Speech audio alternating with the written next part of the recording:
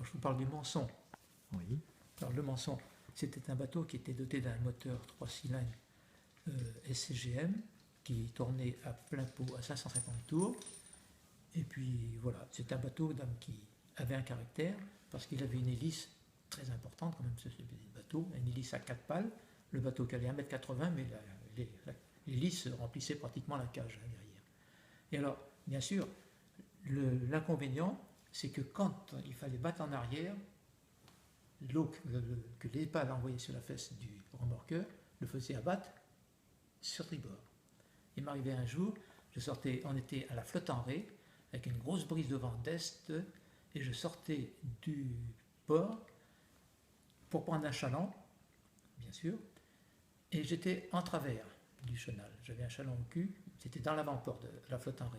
Il fallait que je vienne sur bâbord pour sortir.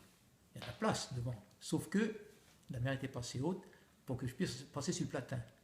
Donc, il fallait donc que je vire assez court, on met de la route, et le bateau commence à obéir. Mais il y avait de l'eau, je suis obligé de battre en arrière pour ne pas me mettre sur le platin.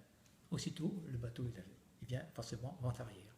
Et j'ai dû faire un 3/4 de tour pour sortir, alors que je n'avais qu'un quart de tour à faire normalement. Et ce petit remorqueur, donc le Manson, datait de 1938, c'est ça? 1938. Et il venait déposer des chalands et la drague TD1, Oui. TD2, TD3 au port du Plomb. Oui, TD2, TD3, on a fait le dragage avec la TD3 au port du Plomb, puisque la TD2 était en refonte.